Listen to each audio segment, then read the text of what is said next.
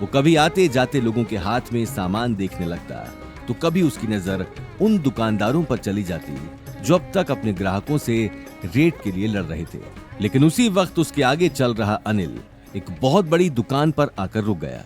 उस दुकान का आधा सामान बाहर ही फैला हुआ था, जैसे antique mirror, watch, glass, curtains और भी बहुत कुछ। आ जाओ, अब मैं तुम्हें अपना टैलेंट दिखाता हूं कि कैसे इस तरह के मार्केट से सामान लिया जाता है। ये बात कहते हुए अनिल शॉप के मालिक के पास चला गया, जो शॉप के बाहर ही धोती कुर्ता और गले में एक मोटी सोने की चेन पहने बैठा था। लेकिन उस मालिक के पास जाने से पहले ही अनिल को बाकी के 2 ग्लास भी एक साइड में पड़े दिखाई दे गए। उसने बिना वक्त गंवाए वो ग्लास उठा लिए। मिल गए, अब हुआ ना सेट पूरा। अब तो कभी कभी ड्रिंक भी इसी शाही ग्लास में ही पिया करूंगा। ये कहते हुए अनिल शॉप के मालिक के पास जाने लगा, लेकिन तभी गौतम की नजर ग्लास के पीछे लगे स्टिकर पर चली गई। स्टिकर देखते ही उसे कुछ गड़बड़ी महसूस हुई और उसने अगले ही पल अनिल से वो ग्लास ले लिए। Dad, 1 minute. ये ग्लास एंटीक नहीं है, ये सारे पॉलिश किए हुए ग्लास है। ये देखिए, इस ग्लास का तो अभी तक स्टिकर भी नहीं हटा है।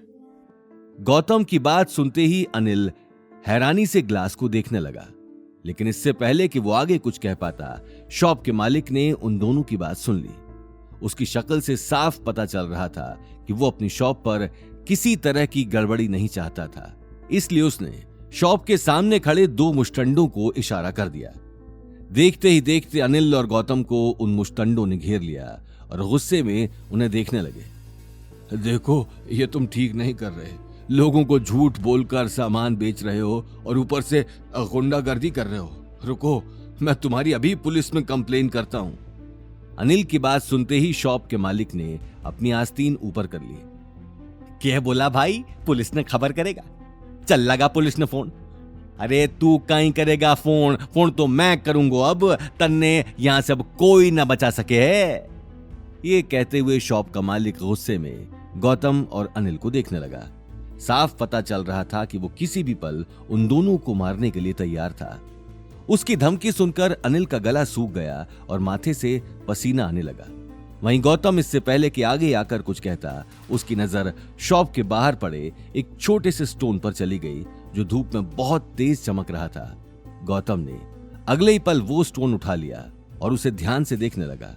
वो एक ही नजर में उस स्टोन की अहमियत को समझ चुका था, क्योंकि एंटीक और पुरानी चीजों के बारे में उसे अच्छी खासी नॉलेज थी। स्टोन को देखते ही उसे अपने शरीर में एक अजीब सी हलचल महसूस हुई, जो उसने आज से 3 साल पहले महसूस की थी। उसका शरीर अचानक ही गर्म होने लगा और उसे 3 साल पहले की सारी बातें याद आ गईं। दरअसल गौतम अपने घर से भागने के बाद और अवनी से शादी के ठीक 1 साल पहले काफी वक्त तक पुष्कर में ही रहा था। पुष्कर में कोई गौतम के बारे में नहीं जानता था। गौतम ने अपने महल के ऐशो आराम को छोड़कर सिंपल जीवन जीना शुरू कर दिया था। कुछ ही वक्त में उसे अपनी उस जिंदगी में मजा आने लगा और उसने बहुत सारी ऐसी बुक्स पढ़ना शुरू किया, जिसे प्रैक्टिस करने के बाद वो लोगों के ऑरा को पढ़ सकता था, किसी भी एंटीक चीज को एक नजर में पहचान सकता था। पुष्कर से निकलने के बाद भी वो सड़कों में बैठकर और अलग अलग शहर में रहकर ऐसी किताबों को पढ़ता रहता था। अवनी के दादाजी हिम्मत अग्रवाल से मिलने और अवनी से शादी होने के बाद गौतम ने उन किताबों को अपने पास संभाल कर रखा था और कभी कभी उन्हें पढ़ लेता था। और साथ ही पुष्कर से निकलने के दौरान ही उसके हाथ ये स्टोन लगा था, जिसे हाथ में लेकर गौतम को अपने अंदर कुछ अलग तरह की वाइब्रेशंस महसूस हुई थी। आज भी गौतम को वही वाइब्रेशन अपने अंदर महसूस हो रही थी। उसकी नजरें सिर्फ उस हाथ में रखे स्टोन पर थीं, लेकिन स्टोन के साथ ही आज उसके सामने एक बहुत बड़ी मुसीबत भी खड़ी थी। गौतम, क्या कर रहे हो? हमारे सामने लोग हमें मारने के लिए खड़े हैं और तुम यहाँ खड़े खड़े टाइम पास कर रहे हो। तुम मेरी सेफ्टी के लिए आए हो या फिर मुझे मरवाने के लिए? गलती मेरी है। तुम जैसे आदमी को साथ में लेकर आने से पहले ही मुझे सोचना चाहिए था। ये भगवान, कहां फंस गया? उन दोनों को बड़बड़ाते हुए देखकर शॉप के मालिक का पारा चढ़ गया। उसकी शक्ल देखते ही अनिल का सिर पसीने से तरबतर हो गया। आगे की कहानी जानने के लिए। देखिए अगला एपिसोड सिर्फ पॉकेट एफएम के यूट्यूब चैनल पर और रॉयल वारिस के सारे एपिसोड्स को सुनने के लिए डिस्क्रिप्शन में दी लिंक से डाउनलोड करें पॉकेट एफएम ऐप।